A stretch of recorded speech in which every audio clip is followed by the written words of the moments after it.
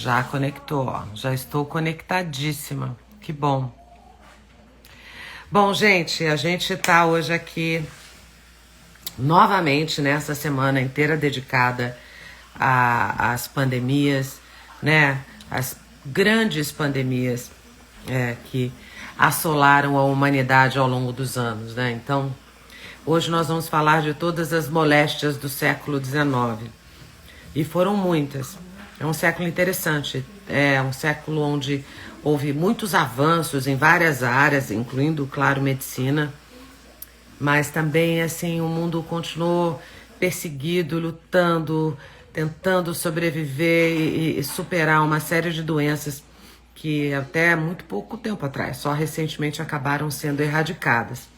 E a gente vai fazer hoje vamos discursar sobre isso. Eu e o Rafael Dantas, esse queridíssimo baiano, historiador, né? A gente vai falar hoje sobre as mazelas do século XIX.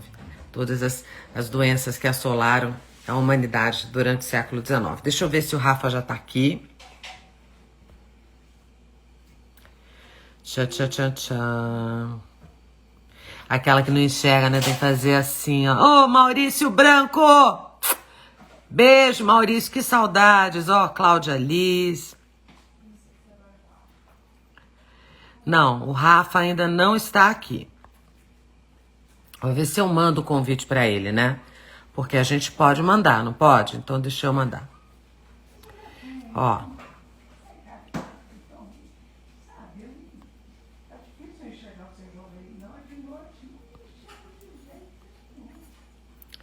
Não consegui, não tô sabendo. Tô esperando aqui que daqui a pouco então o Rafa entra. Eu antes, gente, da gente começar a discorrer sobre todas as mazelas aí do século XIX, eu vou dar uma introduzida no assunto. Como é que estava o mundo no século XIX? O que estava acontecendo? Quais eram, né, as coisas que estavam, assim, acontecendo de novidade, tanto na Europa quanto no... Ó, achei aqui o Rafa. Agora vamos lá. Só um minutinho. Olá! Tudo bem, Carolina? Tudo bom? Tudo bom, Rafa? Tô Ótimo, arrumando aqui o Carolina. celular. Bem? Como vai você? Como tá a vida aí na Tudo Bahia? bem. Tá. Aproveitando o isolamento para ler, estudar. Hoje tive que fazer algumas coisas do trabalho, mas tudo certinho, graças a Deus. Preocupado com essa tensão que a gente está vivendo no momento, mas tenho certeza que vai passar. Todas essas, né, essas manifestações contra o racismo que estão acontecendo nos Estados Unidos me colocaram num estado assim tão reflexivo, porque é impressionante, né, que essas coisas aconteçam e acontecem de fato, né, ainda hoje. Eu acho que a Exato. principal coisa que a gente tem que fazer para se conscientizar é de saber assim, o racismo existe, o racismo está na nossa sociedade, ele é presente, e reconhecer que o racismo está aí ao nosso lado, acho que é a primeira atitude para a gente lutar contra o racismo, para a gente batalhar contra esse status quo que só prejudica, que não tem nada a ver, gente, não tem absolutamente nada a ver, né? Pegar uma almofada. Peraí. Fique à vontade. Pronto. Interessante o que você está falando, Carolina, no sentido de que hoje, inclusive, na live de hoje, vamos, em certo momento, tocar. Ai, meu Deus. Isso. Acabei de me ligar aqui, eu estou cancelando a ligação. Hoje, né, vamos tocar em um segundo momento sobre essa questão também ligada à ideia racista, né, as ideias Sim. racistas do século XIX. Então é Eu um queria. problema que infelizmente existe. E como é interessante, Rafael, cada dia que a gente fala sobre um tópico aqui nas nossas lives, é impossível não estabelecer uma relação direta com o que está acontecendo hoje, agora, né, no mundo. É muito Exato. interessante observar isso. Então, assim, eu estou fascinada. Eu quero começar, eu separei umas coisas aqui, e eu quero fazer uma coisa meio introdução de como estava o mundo no Perfeito. século XIX. Vamos situar as pessoas, o que estava acontecendo. E aí a gente começa a falar sobre todas as. Já falei que adoro seus preâmbulos. Ah, então, ó, o século XIX.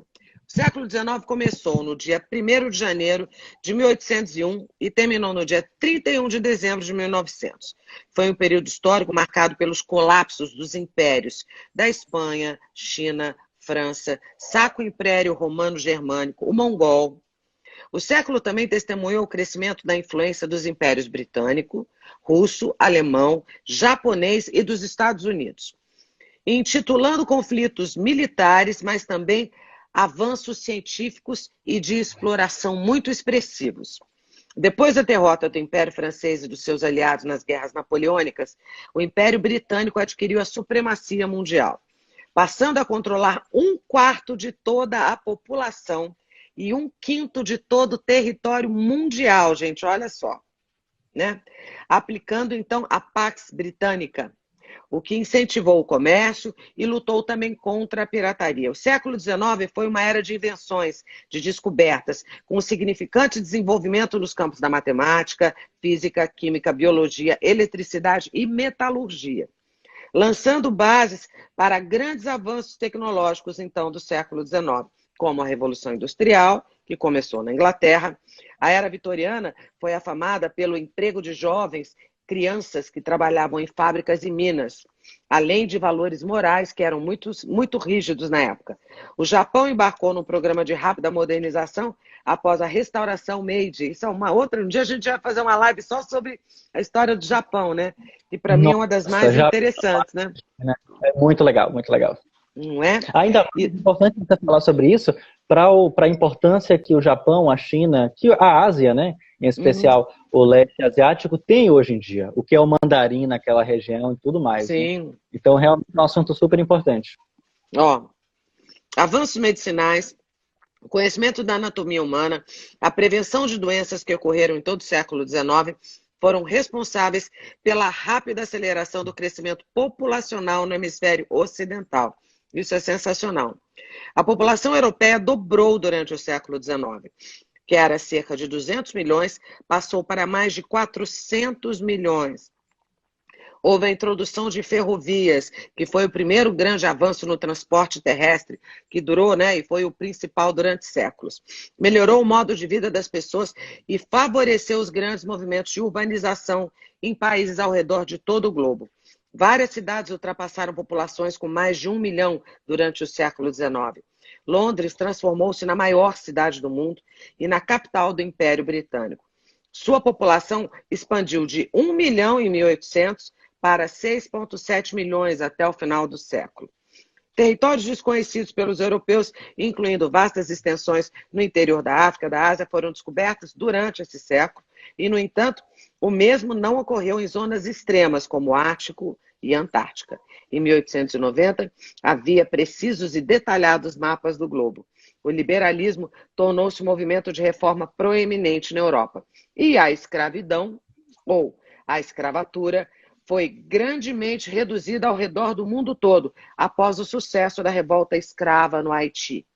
A Inglaterra forçou bárbaros, piratas, a parar com suas práticas de sequestro e escravismo, banindo a escravidão de todo o seu domínio, além de cobrar que a sua marinha encerrasse o comércio global com escravos, o sequestro e o escravismo, banindo a escravidão em todo o seu território, além de cobrar que sua marinha encerrasse com o comércio global de escravos. Os Estados Unidos também, após a Guerra Civil, aboliram a escravidão em 1865. A escravidão brasileira foi abolida em 1888. E a servidão, que também, gente, foi uma das coisas mais atrozes da história da humanidade, a servidão foi abolida na Rússia no mesmo ano, em 1888. Então é isso, o panorama geral do século XIX. Ou seja, interessante, né? E que panorama, Carolina. Muito bom a gente ter essa base do que foi o século XIX.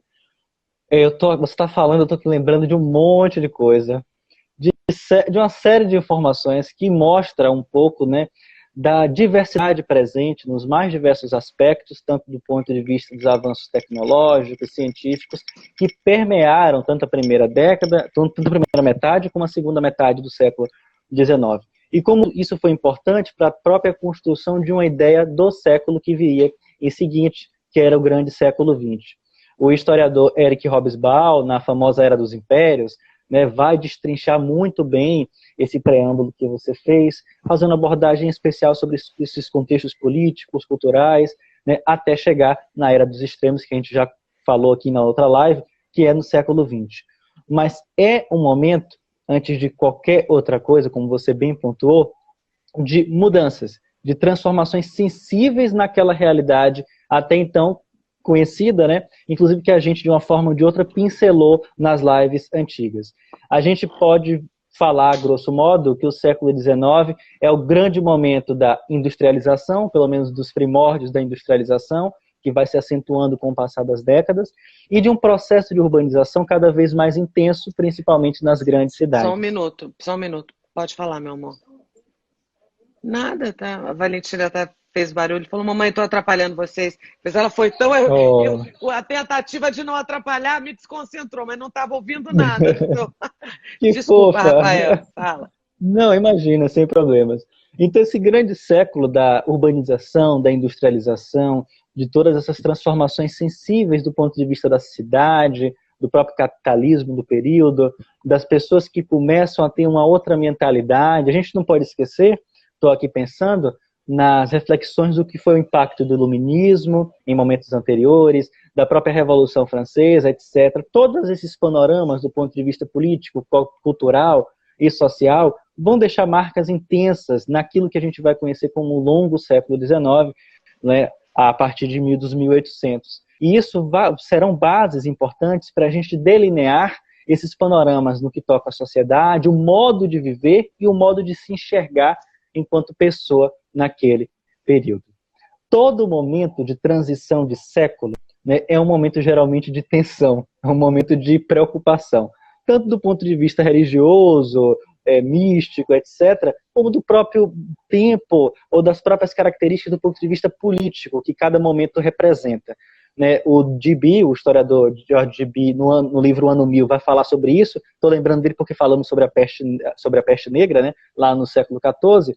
Né, a transição do século XIX para o século XX também foi um momento de grandes preocupações, de grandes transformações nos mais diversos aspectos. Você, inclusive, sinalizou a questão das rupturas do ponto de vista social existente, no que toca a trabalho escravo, etc., assim como também representa persistências em diversos outros sentidos. Se der tempo, a gente dá um panorama de leve, dialogando com essa realidade das moléstias do século XIX.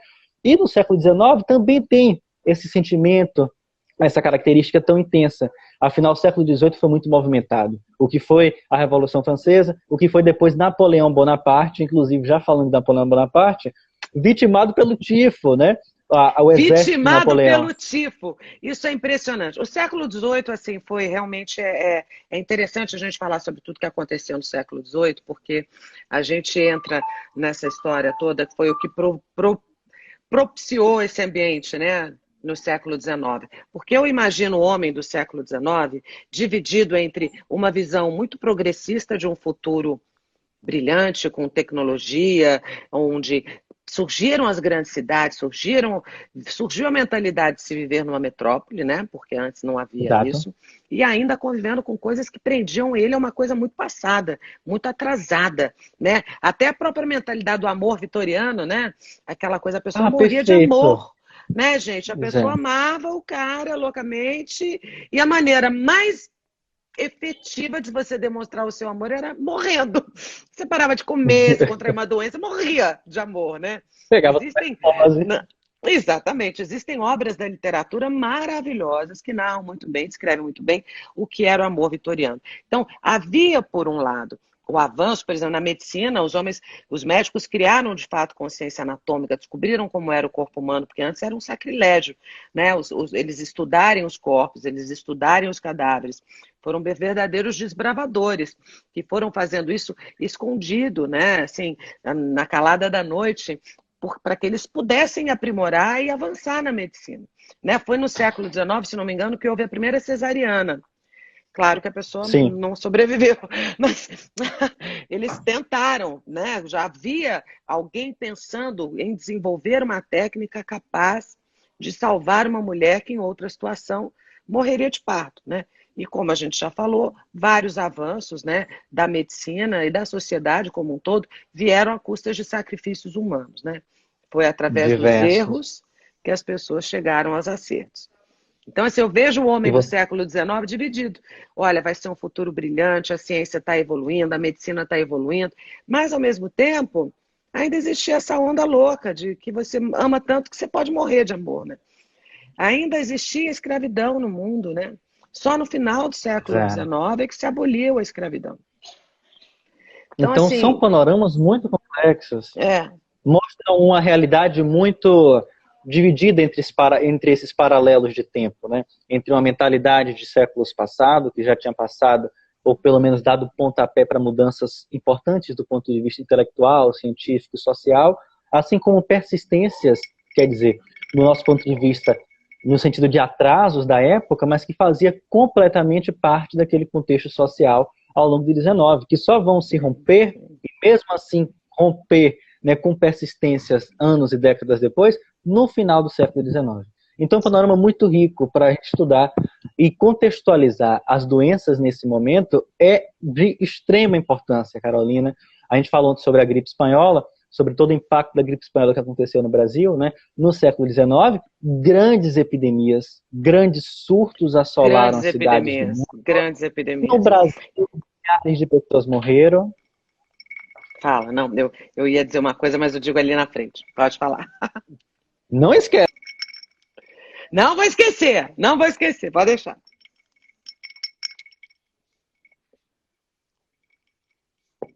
Oi, Rafa, congelou. Será que sou eu que congelei? Cólera, falaremos da cólera. Tô congelada, Gu?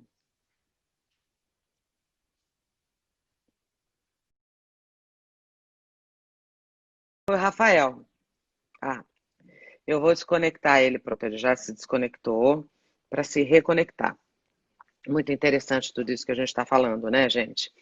Se você parar para pensar que Napoleão Bonaparte morreu de tifo, que foi também uma das epidemias que assolaram a humanidade durante o século XIX, e a gente ainda disse ontem que o presidente do Brasil, na época, né, durante a gripe espanhola, morreu, né, vítima da gripe espanhola. E quais são as coisas que ainda nos assombram, que estão aí por vir, né? Tudo isso a gente vai ver aqui. Deixa eu chamar o Rafa de novo. Eu vou enviar um convite para o Rafa. De repente entrou uma ligação lá para ele. É que a internet está baixa aqui. Não estou conseguindo enviar. Rafa, você tem que entrar de novo. Deixa eu tentar chamar de novo ele aqui. Rafa, tô vendo que eu acho que você entrou. Pera aí.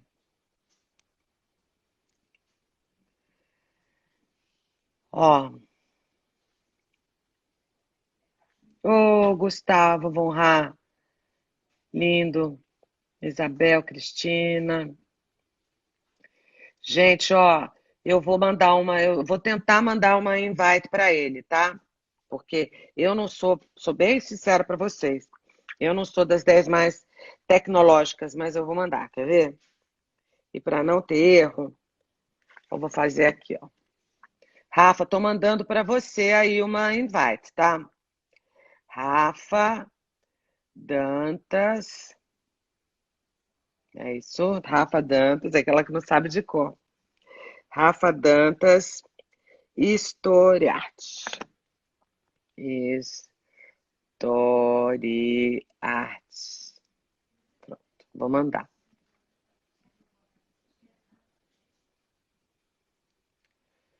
Tô mandando para ele. Ok. Mandei para você aí o convite, Rafa. Você recebeu? Acho que ele não recebeu. Mas que estranho, aconteceu alguma coisa, porque ele simplesmente sumiu. Não tá nem recebendo, ó. Ou será que eu não mandei direito? Valentina, você pode me ajudar? Tá todo mundo vendo aqui, ó, mó micão. Ah, vamos com calma. Eu não consigo. Ó, o Rafa saiu por alguma razão. Será que acabou a bateria dele? Eu não sei o que houve. Eu estou mandando um invite para ele, mas evidentemente eu também devo estar mandando errado, gente, que eu não sou a pessoa mais. Rafael Dantas, historiador, não é? Mas como é que eu faço para mandar? Não é aqui, ó? Eu nunca fiz uma live antes, acho que sim. Aí, apareceu, o Rafa Vou voltou. parar de ligar pra ele. Vai ver que aconteceu um perrengue lá, né, gente? Tecnologia é isso. Voltou? Ah, Voltou, não sei o que aconteceu, ficou preto e sumiu. Ficou tudo eu falei, turvo. Valentina, liga para ele, porque de repente já acabou a bateria do seu celular, você estava perdido procurando um Não, tá carregador, vai bem saber, né? mas acontece mesmo. Sempre eu sou a rainha de fazer essas coisas. A gente ia começar a discorrer sobre as doenças, né? E a gente ia Isso, verdade. entrar nesse mundo aí agora. Eu só quero ler Tá uma me coisa ouvindo e antes me da vendo? gente. Perfeitamente, estou te ouvindo super bem, Pronto, tá ouvindo certo. tudo bem. Eu tô te Ó, vendo um pouquinho tremida, mas tô conseguindo te ouvir. tá, não, olha, já somos quase 500 pessoas, eu tô te ouvindo Ei, coisa direitinho, boa. né? Ó, Ah, ótimo, perfeito. deixa eu te ler uma coisa, isso, gente, essa informação que eu tô lendo, eu li no site da UOL, tá? É uma informação recente.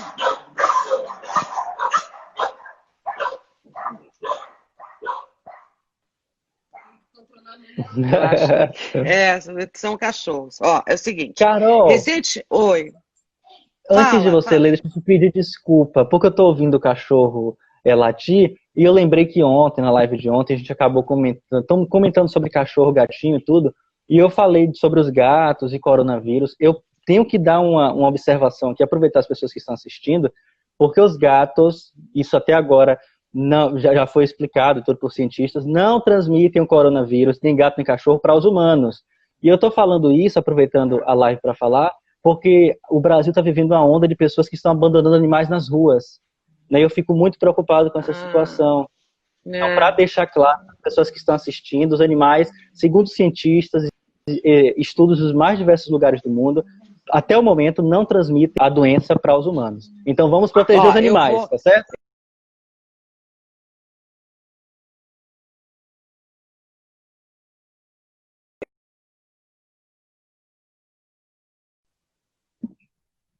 Ah, voltou. É meio falha. Então agora eu tô no 4G. Tá me ouvindo bem, Rafa? Te ouvindo e te vendo bem.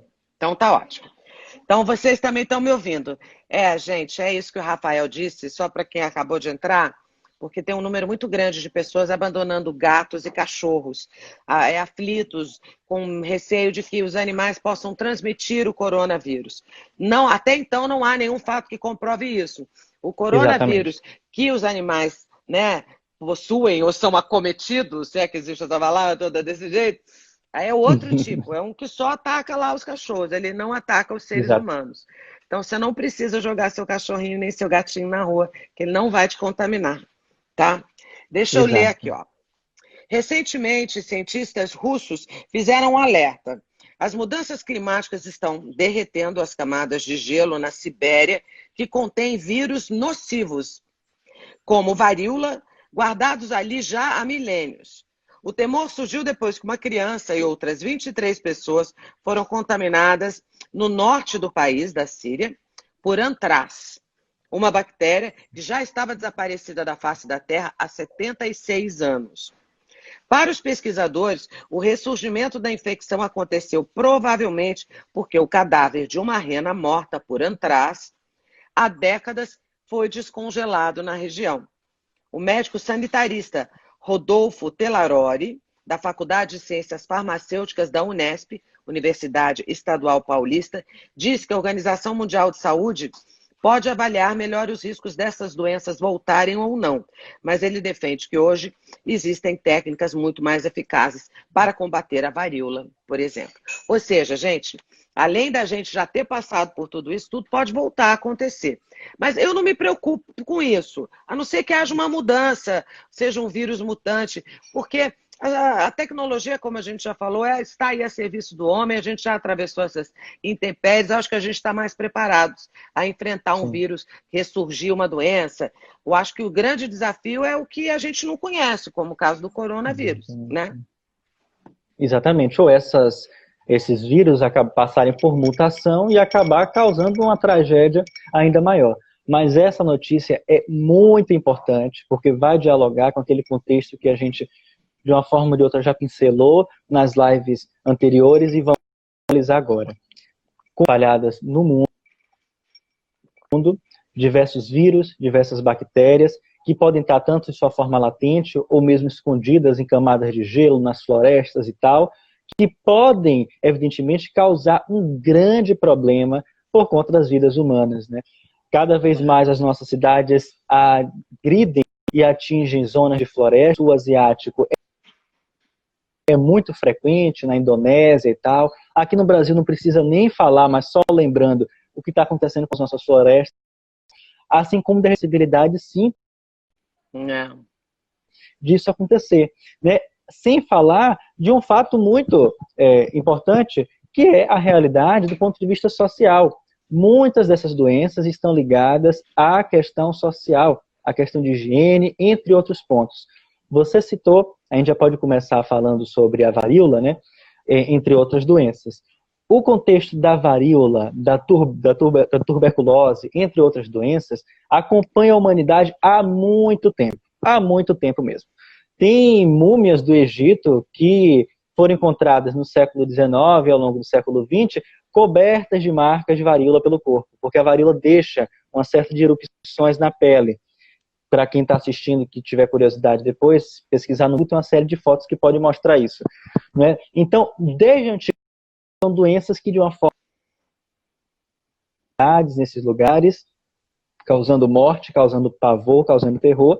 Evidentemente que os tratamentos médicos naquela época exerciam um outro contexto, muito diferente do panorama do século XIX, apesar que algumas culturas se destacavam, isso ainda na antiguidade, do ponto de vista do avanço da medicina, com cirurgia, entre outras coisas. Mas os remédios, a descoberta das bactérias, era em outro contexto, né? A mesma coisa do século XIX. A varíola matou muitas pessoas ao longo da história. Só no século XIX que foi descoberto, né, de forma científica. Você ia falar alguma coisa? Eu ia falar o número de pessoas que ela matou, ó. Isso. Aqui a história é a seguinte, ó. A varíola é considerada uma das primeiras doenças conhecidas pela humanidade. Estudos indicam sua presença em humanos há cerca de 12 mil anos. E no faraó Ramsés V, dizem, aliás, que foi a causa da morte dele, né? Causada por um vírus, a varíola é transmitida pelo ar e por itens contaminados. Tem sintomas parecidos também com o da gripe, com acréscimo de dores musculares, vômitos violentos e pústulas, bolhas por toda a pele, que é isso que você acabou de dizer. E ficou ainda mais perigosa com a urbanização, com a superpopulação das grandes cidades, no século XVIII. No século XVIII, ela matou 400 mil europeus. E no século XX, de 300 a 500 milhões de pessoas por todo o mundo.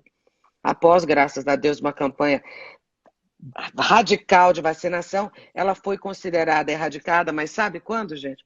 Só em 1979. Ontem, praticamente. Ontem. Exatamente ontem. Então, olha que panorama para a gente perceber como, até pouco tempo atrás, uma doença que hoje não faz parte do nosso contexto, por conta de todos os avanços médicos, científicos e tal. Alguma pessoa até acabou de comentar aí agora que a mãe dela teve varíola. Então, gente, é algo que está ainda de uma forma ou de outra na memória. Você falou das cidades, das condições das cidades na época. Vamos lá, as imagens. Vamos. Adoro. Deixa eu só virar o celular. Eu volto depois. Aqui. Lembrando das cidades do contexto medieval, que a gente falou sobre a peste negra, né? As cidades europeias.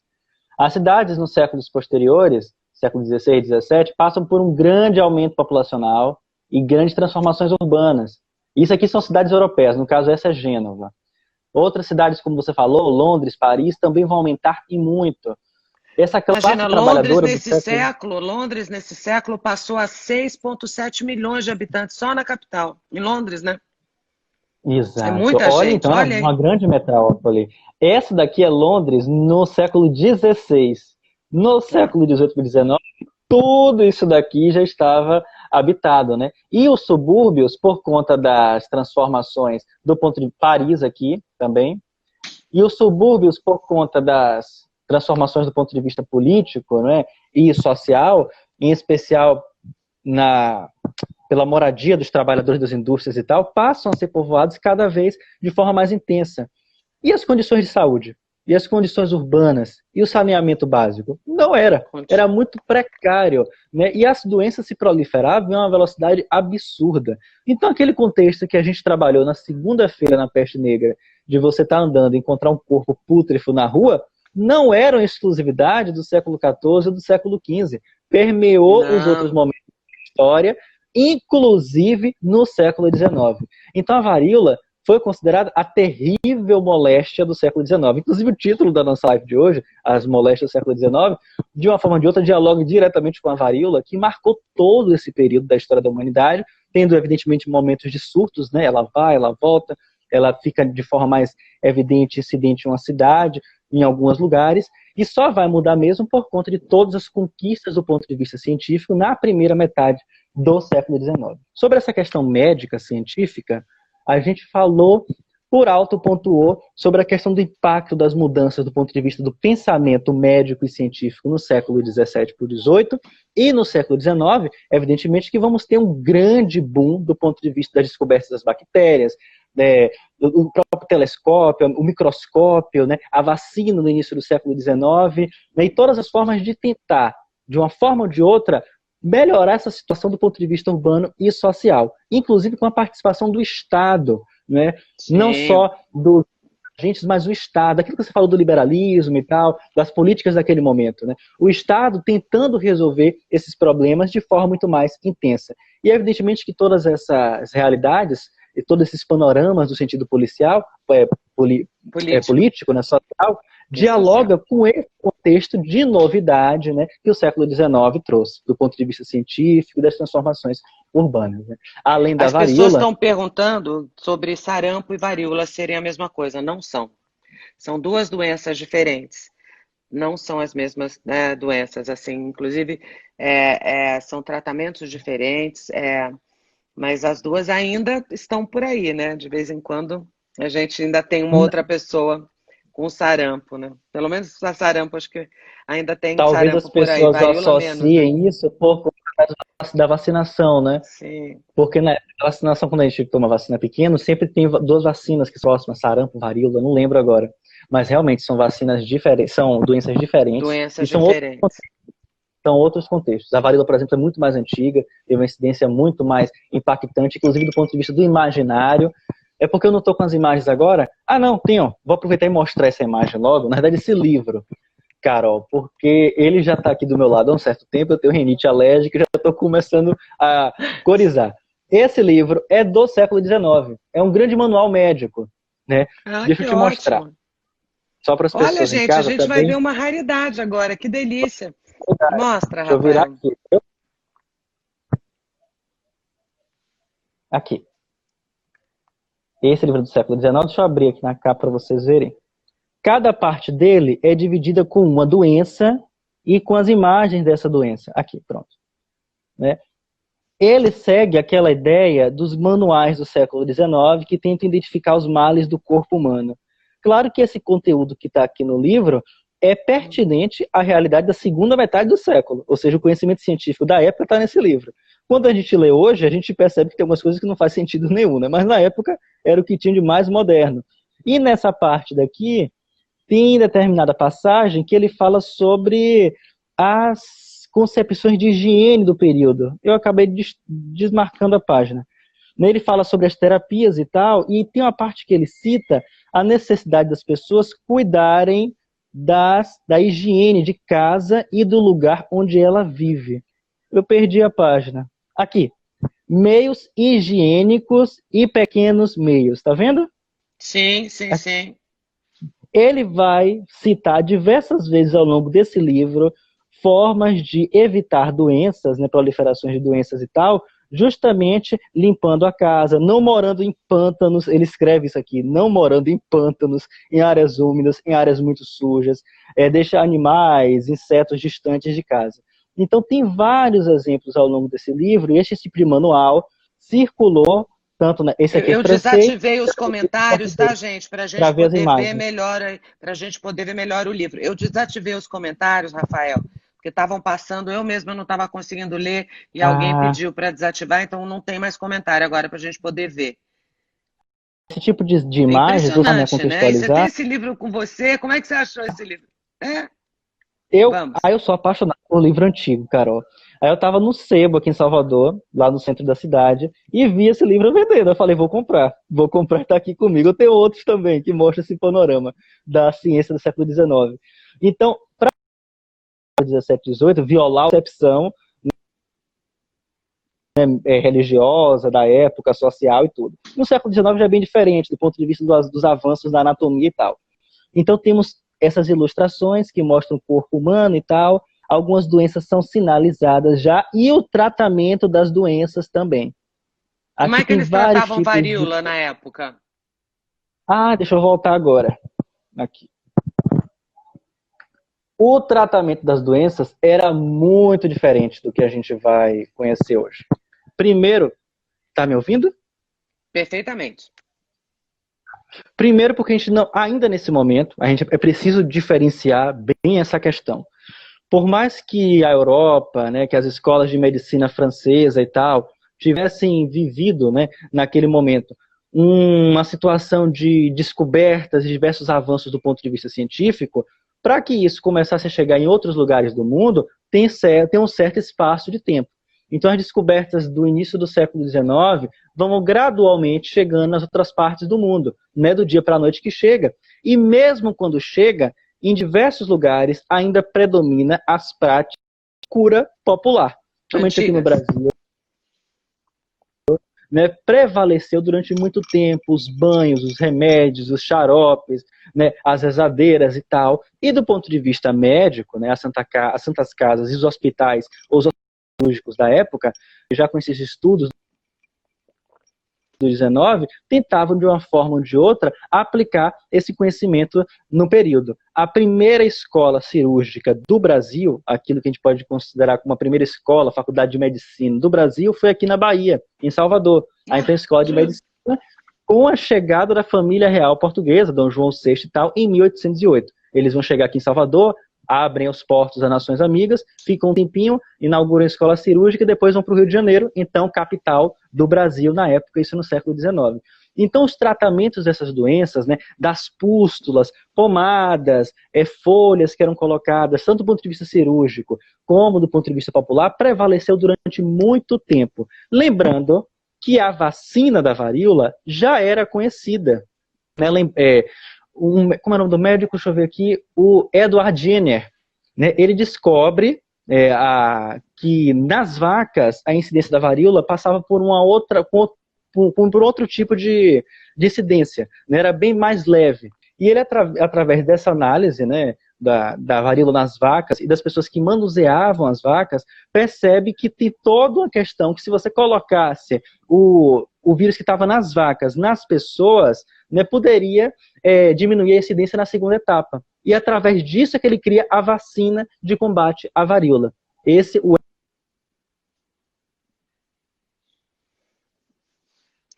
Porque já...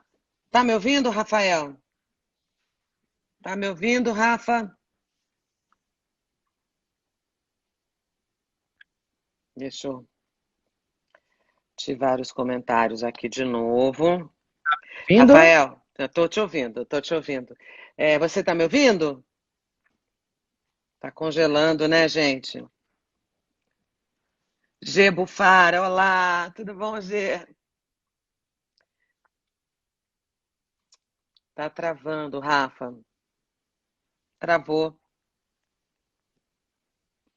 Eu tô travada para você? Travou, acho que é a internet, não sei. Ficou tudo Tanto escuro. Agora eu agora também, tá você legal. também. Travamos os dois, é isso? Foi, mas voltou. Agora acho que voltou. Não é? Existiu uma prática, acho que sim. Todo mundo falando que voltou, voltou. É. Ó, existiu uma prática, que isso a gente já viu em vários filmes, de médicos que pegavam um pedaço da pústula das pessoas infectadas, faziam um sorinho e injetavam aquilo. Era muito arriscado, porque o índice de sobrevivência não era muito alto e não havia uma certeza. Mas já haviam vários médicos que acreditavam, né, que você inoculando é, é, os próprios vírus, as próprias bactérias, eles deviam misturar, fazer uma composição, um soro qualquer. Nas pessoas, aquilo poderia funcionar como uma vacina, não é? Exatamente. Exatamente, é justamente esse contexto. E esses médicos, inclusive o médico em especial do caso da varíola, foi muito criticado no início das suas tentativas, né? Porque a própria comunidade científica colocou isso de forma inicial com um descrédito. Com o passar do tempo, uma série de outros estudos, ainda em vida inclusive, é que essa situação foi levada a um ponto de ser titulada pela então academia, né? Tomando uma outra difusão, mas predominava durante muito tempo essas outras práticas paralelas do ponto de vista científico. Enquanto isso, as doenças corriam à solta direita, né, à torta direita, nas cidades, principalmente nos meios onde não Sim. tinha uma condição assim de salubridade e de higiene tão adequada. É nesse momento também, em especial na cidade de Londres, que passou por diversos surtos, por diversas epidemias, que essas práticas ligadas à higiene começam a ganhar muita força. O século XIX pode também ser considerado um século da consolidação do ponto de vista de higiene, em especial na segunda metade do século XIX. Né? Hoje em dia, a maioria das casas, né, possuem banheiro, água encanada e tal, apesar que a gente sabe que a realidade, em especial de muitos países, inclusive do Brasil, do ponto de vista da desigualdade, também possui outras realidades onde isso não existe, mas naquela época isso não fazia parte do contexto das cidades, né? Tínhamos as casas, geralmente você utilizava os quintais, jogava os dejetos nas ruas, e toda uma Basta a gente situação... fazer, deixa eu te interromper rápido, Rafa, basta a gente fazer uma analogia com os tempos de hoje, com o coronavírus, eles pedem para que você lave as mãos ou use álcool gel. Quer dizer, Exatamente. essa noção básica de higiene é uma coisa que nós deveríamos investir sempre, né? Sim, sim. Não, Eu não não deveria acredito precisar de nessa uma coisa. campanha, Exato. Eu não mas acredito nessa precisa. coisa de sabonete anti-germe, sabonete antibactéria, porque eu acho que também se acaba tirando demais as condições de defesa do próprio organismo. Eu sou um pouco natureba, pelo menos para isso, sabe? Minha irmã também. Tem que andar, tem que pôr, criança tem que pôr a mão no chão, tudo bem, depois faz parte, vitamina S, sujeira, né? Eu não sou muito freak, claro, gente, eu sou uma pessoa educada, eu sou uma pessoa, né, responsável, mas eu acredito que se nós mantivéssemos o mínimo de condições de higiene no mundo, nós teríamos evitado uma série de doenças. Porque tem outras aí Exato. que não dependem minimamente das condições de higiene, né? E a gente também vai falar sobre elas aqui hoje. Eu queria, Rafa, falar sobre a tuberculose. Porque a tuberculose tem um Ótimo. mistério muito grande na tuberculose. Inclusive, eu mesma falo uma coisa que não tem nada a ver com. Eu digo assim, não, eu escuto muito bem, eu tenho uma audição muito boa.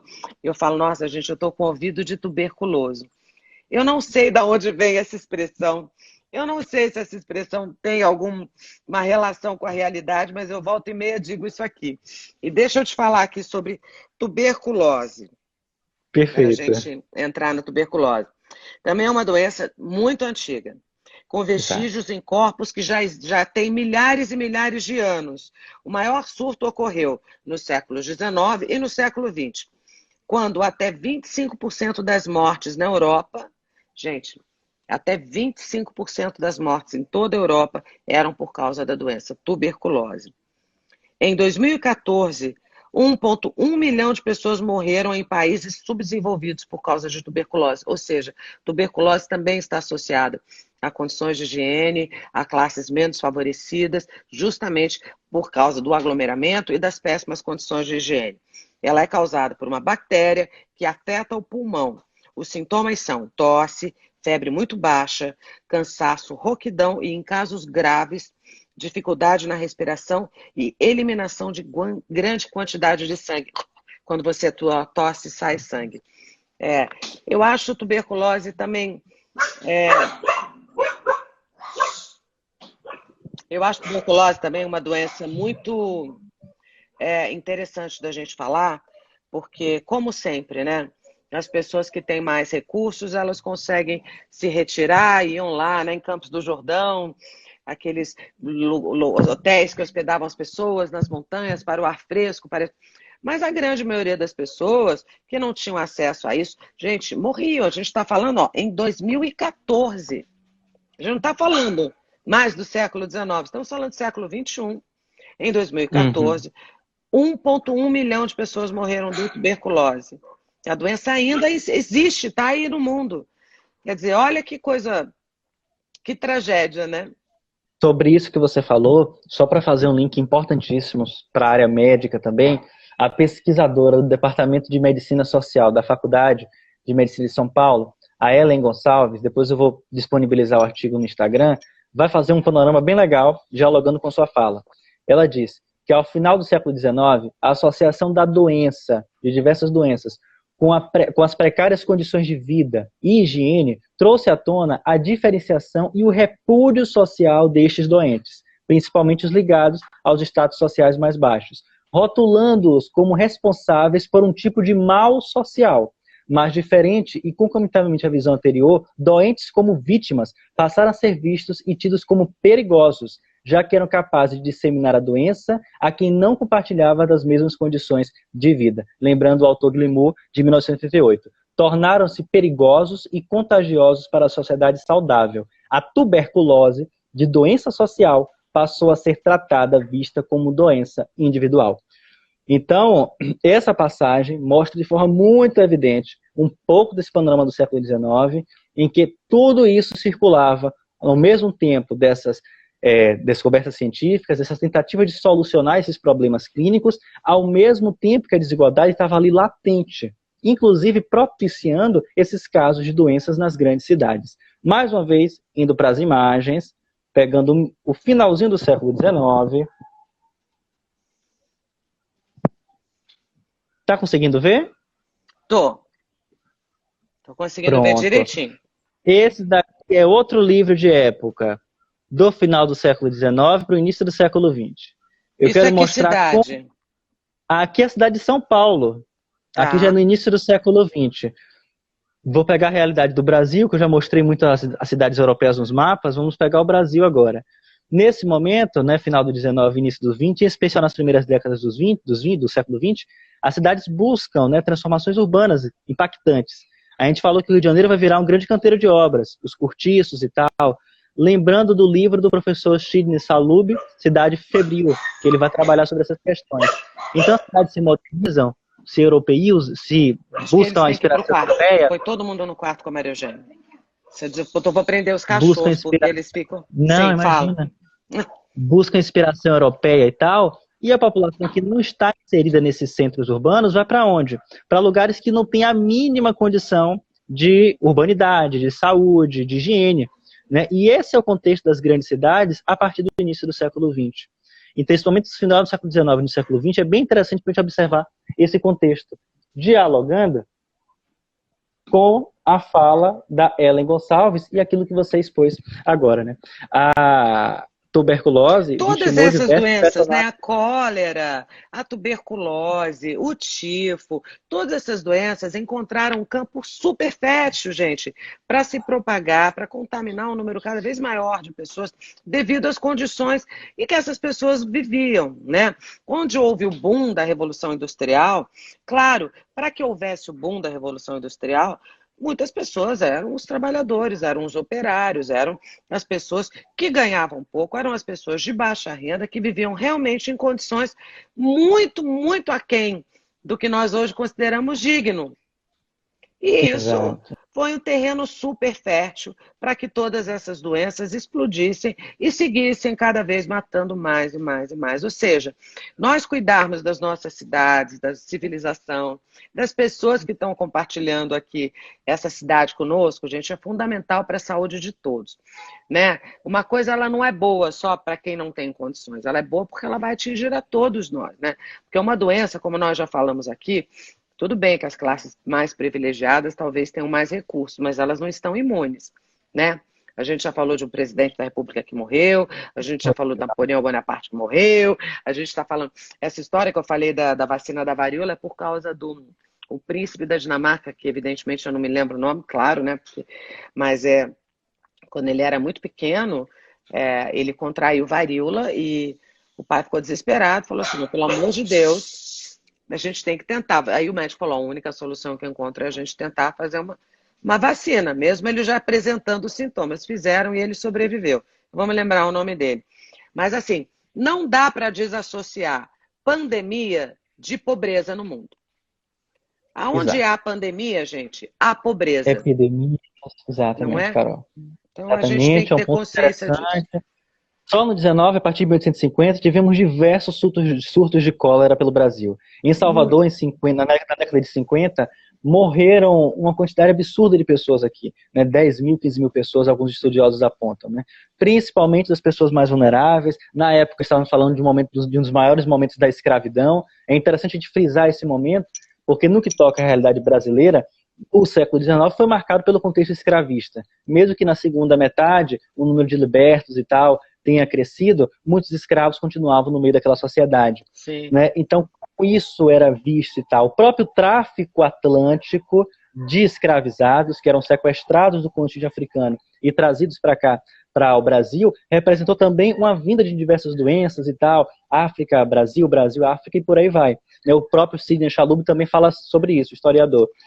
E sobre Napoleão, deixa eu lembrar, porque tu falou, e eu acabei falando no início de Napoleão, e não finalizei. Né? Na verdade, a questão de Napoleão no início do século XIX foi porque ele estava tentando marchar até a Rússia com seu gigantesco exército. E no meio do caminho, né, o exército de Napoleão foi atingido pelo tifo. Várias pessoas começaram a morrer. Né? O Napoleão morreu de úlcera, se eu não me engano, foi alguma outro tipo de doença. Mas o exército começou a morrer e tal. Lembrando que quando ele chega na Eu achava França, que ele tinha morrido de tifo. Não, né? Então não não, a foi, foi morte que todo mundo ali. Tá. eu acho, se eu não estou enganado, acho que foi úlcera. Mas depois, quando o exército chega na França, alguns, pelo menos, são vacinados, né? Então tem todo esse preâmbulo também. Napoleão também ajudou nessa questão. Mas olha Deu só, um gente, delay. Você tá me ouvindo? tô te ouvindo direitinho. Tô te ouvindo Porque aqui deu um direitinho. delay. Deixa eu te falar da cólera, olha só. Cólera é uma doença associada à falta de saneamento básico. É o que nós estamos falando aqui. Transmitida pela água, pela comida, a bactéria causa diarreia, vômitos, desidratação e falência renal. Já matou um número difícil de se estimar, mas na casa de milhões e milhões de pessoas. Normalmente ocorre atrelada a pandemias. Teria matado mais de 1 milhão de pessoas na Rússia entre 1852 e Exato. 1860 e mais de 800 mil pessoas na Europa também no mesmo período. A Ásia e a África no início do século XX. A cólera ainda está por aí, viu, gente? A cólera ainda rola. No Brasil, tivemos cólera faz apenas 20 anos e depois ele foi erradicado. Mas no Haiti, depois do grande terremoto, esse que aconteceu, quando foi esse terremoto do Haiti, que foi um desastre, aconteceu há alguns 10 anos? Não Isso. sei, gente, estou falando sem saber, tá? A cólera voltou e ficou endêmica. Então, assim, Nossa. a gente está falando mais uma vez de uma. Eu acho que as situações. A situação social em que as pessoas hoje em dia sustentam o desenvolvimento das grandes cidades e a sociedade como um todo favorecem, inevitavelmente, a propagação das pandemias e das epidemias, né? Onde há pobreza, onde há falta de saneamento básico, onde há falta de dignidade de um modo geral, há maior propensão a que essas coisas se espalhem, né? Com mais violência, com mais rapidez. Não tem jeito. Exatamente, Carol. Exatamente. Olha o caso do Haiti, que você bem pontuou, né? Eu estava lendo a notícia ontem sobre a questão do Ebola, que encontraram um novo caso de Ebola no continente africano. Isso vai ser o tema da nossa próxima live, Amanhã, né? Juntamente com outras, amanhã, com a AIDS, né? AIDS e Então, ebola amanhã. isso é agora, uma notícia de agora, que eu vi na BBC. Né? Então, são contextos que, por mais que a gente vive um outro momento, com muito privilégio do ponto de vista dos avanços tecnológicos e científicos, ainda assim, muitas coisas persistem, social e da desigualdade. E ver esses panoramas com muito mais sensibilidade, como você bem pontuou. Não, é impossível. Uma coisa está super atrelada à outra. Tifo, por exemplo, né? Que é uma doença que também, gente, é antiquíssima, antiquíssima, antiquíssima, antiquíssima. Na Grécia Antiga, tifo matou até 100 mil pessoas só em Atenas. No século XVII, 10% da A peste Alemanha de inteira. Atenas. Tá ouvindo, Rafa? Tá Tô te ouvindo? ouvindo. Cortou, mas tô ouvindo. Tá. Então, no século XVII, 10% da população da Alemanha Cortou, voltou. morreu com Voltou. um surto de tifo. Já no século XIX, matou também na Irlanda a casa de centenas de milhares de pessoas em um curtíssimo período de tempo. No século XX, atingiu a Rússia e deixou 3 milhões de mortos durante a Guerra Civil.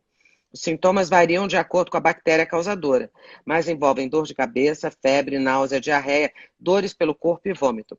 A transmissão ocorre por piolhos que parasitam animais e também contaminam o homem. A doença também está atrelada à falta de saneamento básico. Mais uma, hein, Então a gente gente? poderia, Carol, quando eu comecei a fala na live de hoje, eu coloquei o século XIX, na verdade, eu coloquei não. Os estudiosos que escrevem sobre o século XIX pontuaram o século XIX como um grande momento da industrialização, da urbanização, e poderíamos botar uma outra palavra também. O próprio avanço do ponto de vista do saneamento, né, das próprias conquistas do ponto de vista científico. E como tudo isso está interligado do ponto de vista das Sim. doenças que acompanharam todo esse momento. Fizemos É agora que um... fizemos uma análise interessante, que é importante que haja essa compreensão de que tudo faz parte de um todo, né? Que todo progresso ele vem, ele é, aliás, muito bem-vindo, aqui ninguém é contra o progresso, mas ele vem com um custo, como tudo nas nossas vidas, né? Tudo vem e gera um custo, né? E muitas vezes acaba se sacrificando ou uma parcela da população, ou um modo de vida, né? Porque as pessoas que viviam Exato. no campo viviam com muito mais dignidade, as pessoas abandonam o campo, passam a morar nas cidades, elas se sujeitam a estar ali, seja lá em que situação elas estivessem, né? E muitas vezes acabam criando um ambiente muito propício para propagação dessas pandemias todas. Então, a gente tem que entender que tudo isso realmente está associado. Exatamente, exatamente. Cortou, mas acho que tu tá me ouvindo?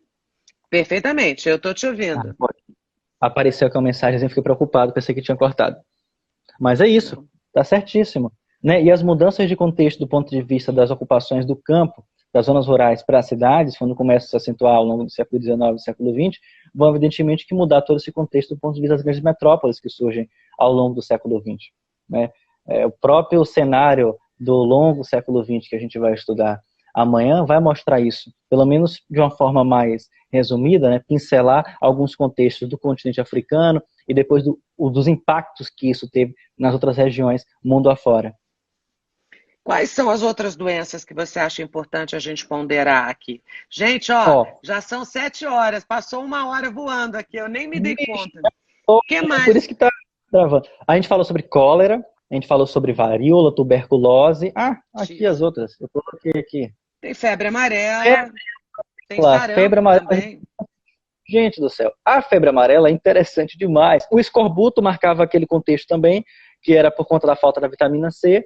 O tifo, a malária também marcava esse contexto, mas a febre amarela é interessante a gente pontuar, porque tivemos alguns surtos, né, e epidemias aqui no Brasil, em especial em 1850, e um grande momento de febre amarela lá no início do século XX, que levou o quê? A famosa revolta da vacina, na figura do Oswaldo Cruz, na época do presidente Rodrigues Alves, no primeiro mandato do Rodrigues Alves, né? Que a população se revoltou por conta da revolta da vacina, né?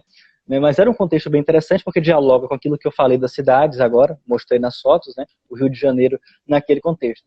Então, no geral, no século XIX, tivemos outras doenças, outras realidades de epidemias e surtos que aconteciam. Né? Em outra live a gente falou sobre a questão da diarreia, que era muito comum e tal. As pessoas morriam com muita facilidade, inclusive dentro de hospitais e contexto europeu, ou mesmo aqui no Brasil, porque se alastrava com muita velocidade. Mas as doenças que mais se destacaram nesse contexto foram justamente a varíola, a tuberculose, que vai marcar todo esse período, né? Castro Alves morreu de tuberculose, a cólera, a malária, o tifo e a febre amarela, em especial em 1950 e já no século XX. Lembrando que em outros momentos ela volta.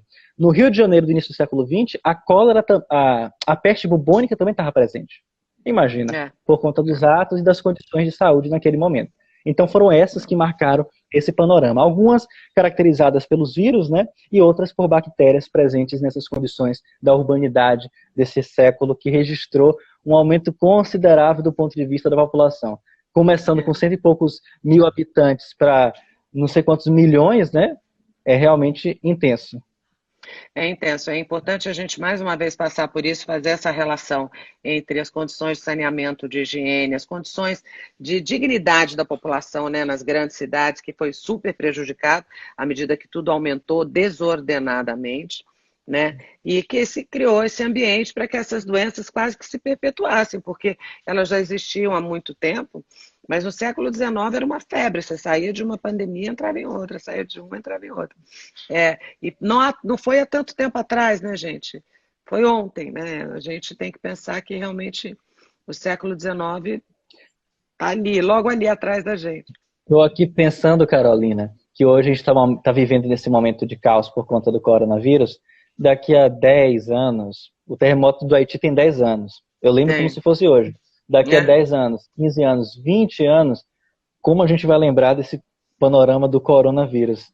Né? O que pode ter acontecido até lá e qual a consequência de tudo isso? Porque a gente falou na live de ontem sobre o momento de viver a vida, de tentar aproveitar o momento do pós-gripe espanhola, década de 20, os anos 20, né? No século 20. Né? O que esperar nesses pós-anos 2020 e como a gente vai ver esse nosso passado? Como será estudado esse momento tão tenso, tão turbulento, com tantos acontecimentos? Né, como será, envolvido nessa liquidez, nessa descartabilidade, e espero que mais reflexão e sensibilidade. Eu também aposto nisso, vou investir as minhas fichas nisso. Agora a gente tem que se despedir, ó, já estamos aí com 4 minutos além. Rafael, mais uma vez eu quero te agradecer. Amanhã, gente, a gente vai falar sobre o Ebola e a AIDS, né? Que são duas, assim, doenças seríssimas, importantíssimas da gente falar e que aconteceram no século XX. A gente está avançando, né, na história. E sexta-feira, que é o nosso último episódio, assim, para a gente falar das histórias das pandemias, a gente só vai falar das pandemias no contexto brasileiro. A gente vai se aprofundar no Brasil e vai falar sobre várias doenças que marcaram tragicamente a história da nação brasileira, não é isso? Exatamente, Carol, exatamente. Quinta-feira vai ser bem caprichado, né? E na sexta-feira vamos fechar com chave de ouro, falando sobre o Brasil. Então. Porque é muito legal mesmo para que a gente conheça aquilo que marcou ao longo de todos os séculos a formação do Brasil, do ponto de vista também das doenças que marcaram algum momento. Quando a gente lembra, Salvador, no caso da minha cidade, o padroeiro da cidade, que é o São Francisco Xavier, foi escolhido por conta de uma grande pandemia aqui na cidade, na época. Isso lá no século XVII. Tem outras histórias engraçadas e trágicas espalhadas pelo Brasil afora. E tem muita coisa para a gente conversar relacionada às práticas de cura, as tentativas de buscar uma solução milagrosa ou terrena para aquelas condições que afligiam as pessoas e as moléstias que o acompanharam ao longo de todos esses séculos. Sexta-feira vai ser interessante, então, gente. Ó, então, muito obrigada, Rafael. A gente se encontra aqui amanhã, às 6 horas da tarde, para falar do Ebola, para falar da AIDS, e a gente segue aí com as nossas informações trocadas, com os nossos estudos, a gente segue conversando aí sobre as pandemias, tá bom? Beijo, brigadão, tudo de bom pra gente e até mais. Até amanhã. Obrigada, Rafael, um beijo. Tchau, tchau, obrigada. Beijo. Gente, aqui eu e o Rafael estabelecer realmente um paralelo, historicamente, né, um paralelo. Então é isso, gente, muitíssimo obrigada por vocês terem acompanhado essa live. Um beijo grande, fiquem bem e até amanhã, às 6 horas da tarde, aqui para a gente conversar sobre o Ebola e a AIDS. Amanhã também vai ser bastante bom. Ó, um beijo, gente, muito obrigada. Tchau, tchau.